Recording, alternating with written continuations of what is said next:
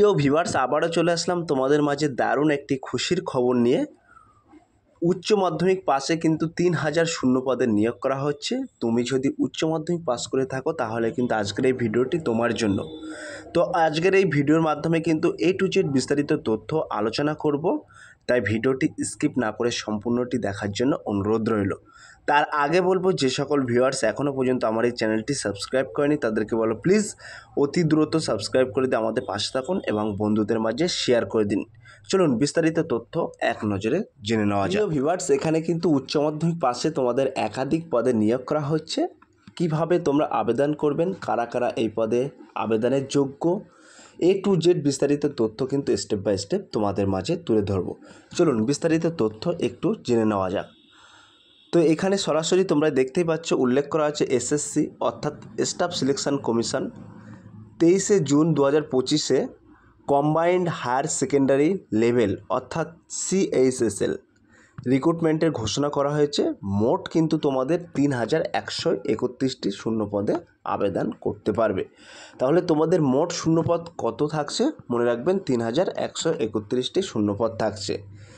কোন কোন পদে তোমাদেরকে রিক্রুট করা হবে সেগুলি হলো lower division clerk, junior secretariat assistant, data entry operator সহ বিভিন্ন অর্থাৎ একাধিক পদে কিন্তু তোমরা আবেদন করতে পারবেন। কারা এই পদে আবেদন করতে পারবে সেটা কিন্তু আমরা এখানে সরাসরি দেখে নেব। তো SSC 2025 এলিজিবিলিটি কারা আবেদন করতে পারবে সেটা কিন্তু আমরা এখানে দেখিয়ে দিচ্ছি। তো বলা হয়েছে মূলত উচ্চ মাধ্যমিক উত্তীর্ণ অর্থাৎ উচ্চ মাধ্যমিক যে সকল প্রার্থীরা পাস করেছ 10+2 HS পাস বা সমতুল্য পরীক্ষায় উত্তীর্ণ প্রার্থীরা এই পদে আবেদনের যোগ্য।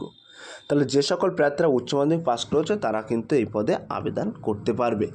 এবার আমরা সরাসরি দেখে নেব আবেদনকারীর বয়স কতটা চাওয়া হচ্ছে।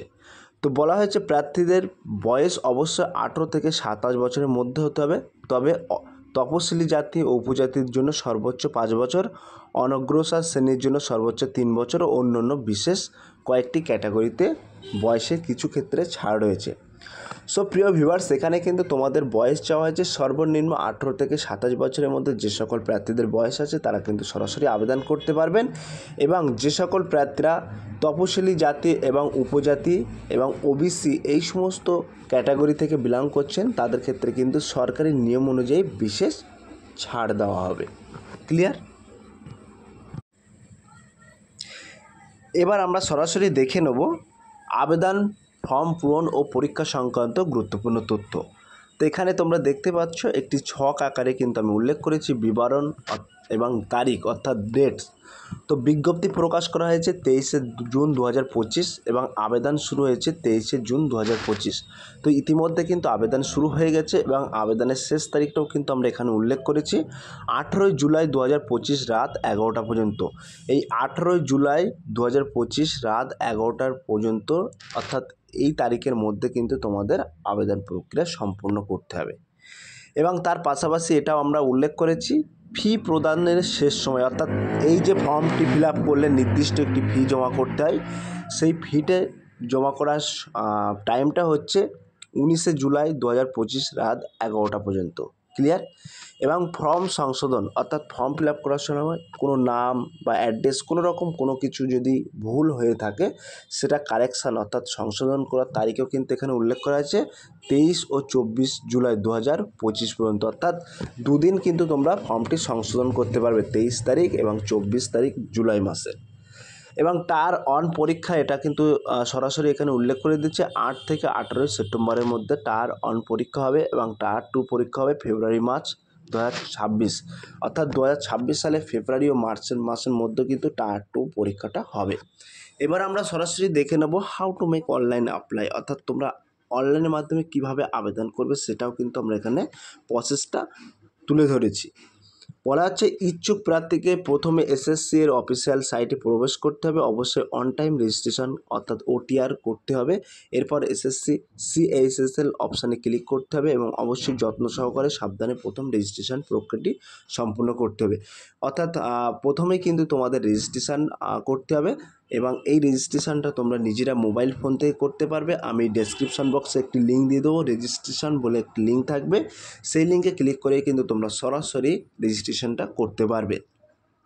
এবং তার পাশাপাশি বলা হয়েছে আবেদন প্রক্রিয়া শেষ হলে নিজস্ব লাইভ পাসপোর্ট সাইজের ফটো ও সই স্ক্যান করে আপলোড করতে হবে।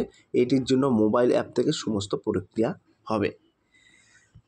এরপরে আপনাকে পরীক্ষার জন্য ধার্য আবেদন মূল্য অনলাইনে প্রথম পেমেন্ট করতে হবে এবং পেমেন্ট প্রসেসিং এরপর আপনার একটি ফাইনাল অ্যাপ্লিকেশান ফর্ম স্ক্রিনে আসবে, যেটি আপনি অবশ্যই প্রিন্ট আউট করে ভবিষ্যতে ব্যবহার রাখতে হবে, অর্থাৎ যে হার্ড কপি প্রিন্ট করতে হয় সেটার কথা বলা হয়েছে।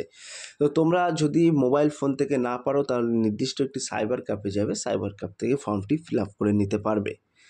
এবার কিন্তু এখানে যে পরীক্ষা দিতে গেলে অর্থাৎ ফর্ম ফিল আপ করতে গেলে তোমাদের নির্দিষ্ট একটি ফি জমা করতে হয়, সেটা কিন্তু এখানে উল্লেখ করা আছে।